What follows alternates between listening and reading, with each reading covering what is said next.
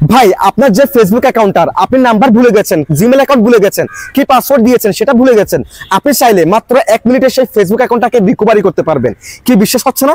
চলুন আমি মোবাইল স্ক্রিনে স্টেপ বাই স্টেপ আপনাদেরকে দেখিয়ে দিচ্ছি।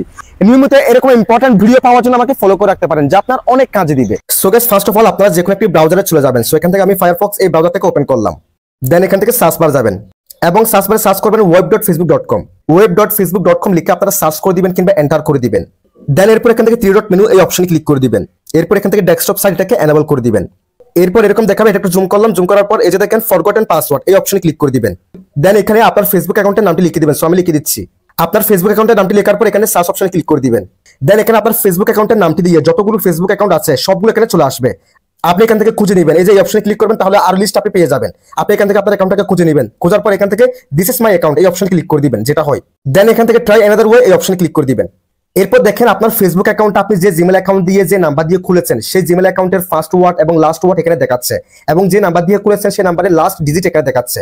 সো এখানে একটি ওটিপি কোড নিতে হবে। সো আপনি কি জিমেলের মাধ্যমে নেবেন নাকি নাম্বারের মাধ্যমে নেবেন? যেটা মাধ্যমে নেবেন সেটা সিলেক্ট করে নেবেন। সো আমি যেহেতু জিমেলের মাধ্যমে নিব, আমি জিমেলটাকে সিলেক্ট করে নিলাম। দেন কন্টিনিউতে ক্লিক করে দিবেন। এরপর আমি যে জিমেল অ্যাকাউন্ট এখানে সিলেক্ট করেছি সেই জিমেল অ্যাকাউন্টে একটা ওটিপি কোড যাবে, সেই ওটিপি কোডটি নিয়ে নিব। আমি এখানে জিমেল অ্যাপসটা ওপেন করলাম এবং দেখেন ফেসবুকের তরফ থেকে আমাকে একটা ওটিপি কোড দেওয়া হয়েছে এবং ওটিপি কোডটা দিয়ে দিলাম। দেন কন্টিনিউতে ক্লিক করে দিবেন এবং দেখেন নিউ পাসওয়ার্ড দেখাচ্ছে। এই জায়গায় আমরা একটি নতুন পাসওয়ার্ড দিব।